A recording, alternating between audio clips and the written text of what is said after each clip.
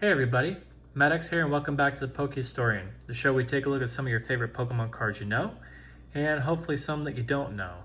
And today we're going back to 2003 to look at the last set of Pokemon cards that Wizards of the Coast ever printed. Many of you probably know what set this is, but some of you might not. So let's go ahead and turn around and see if some of you are right. That's right, it's Skyridge, but did you see the card coming? Because we're looking at Vaporeon holographic from Skyridge. So, for those of you that don't know, Skyridge was the last set of Pokemon cards printed by Wizards of the Coast, and it came out on May 12th, 2003. Had 182 cards in total, and it has some of the most beautiful artwork ever featured in the Pokemon TCG. Of course, in my opinion, Aquapolis, which is the set that came right before it, has better artwork, but I will admit this set is absolutely gorgeous, and this is probably one of my favorite cards from the set. It might be my number 2 spot. So just to give a little bit of history on what was going on with Pokemon at this time, it was a time when Pokemon was in decline.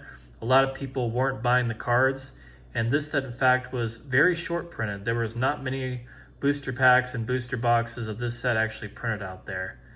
And also an interesting fact is this was the time when Pokemon decided, you know what, like we don't actually need Wizards of the Coast printing these cards anymore. We can print our own cards and save money.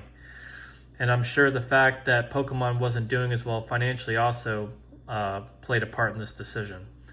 So very kind of a challenging time for Pokemon. And a lot of these artworks that we look back on now and we think, God, you know, these are really gorgeous and beautiful cards like this one right here. Back then, people weren't really feeling these like more outlandish and artistic artworks. A lot of people still preferred like the traditional watercolor Kintsugi Mori artworks that kind of harken back to the actual Pokemon games. And when the artists were starting to get a little more liberal, like Kimura did here with this Vaporeon, a lot of fans weren't really about it. And now it seems silly, but that's just how it was back then, myself included. It was kind of like why I got burned out. In fact, I stopped collecting originally around Aquapolis. That was the last that I opened, and I never even opened any Skyridge when I was a kid. So, interesting little history lesson there. Skyridge also had 6 Crystal Pokemon cards, and if you don't know what those are, I actually did a video on the Crystal Lugia from Aquapolis that you can go back and watch, and it'll give you a little bit of history about those. But essentially, they're very special Pokemon cards that were in Aquapolis and Skyridge that could essentially change type depending on what type of energy you attach to them, and they were just very, very beautiful cards, very special. Anyways, enough about that though. Let's go ahead and focus on the Vaporeon here and take a look at the artwork. As we can see, we have Vaporeon jumping out of this oasis down here. We're actually in a desert setting. And you can see here in the background, there's some palm trees and a little house over there. So this is a desert village of some kind. And up here is a giant wall of sand that surrounds the village, perhaps giving it some protection or something. I don't really know for sure because I don't live there. But I really do think it's a beautiful artwork and it really just makes a splash, all puns intended. One of my favorite cards for sure.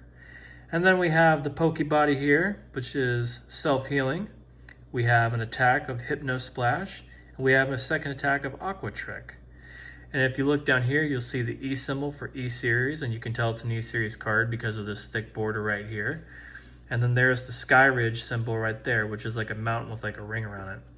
And interesting about this card, unfortunately, this Vaporeon holographic card has gotten very, very pricey and it's difficult to obtain. However, there are other variants of this card that are a bit cheaper. There's actually a reverse holo variant where basically all of this of the card is holographic, but the actual artwork itself is not.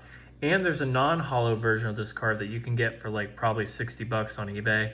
And that's kind of a really good move to get if you want to appreciate this artwork more on a budget. And you actually can see the artwork just a little bit better with the non-holo variant. So just something to keep in mind there if you want to pick this card up. But anyways, happy to show you all Skyridge. It's definitely a gorgeous set.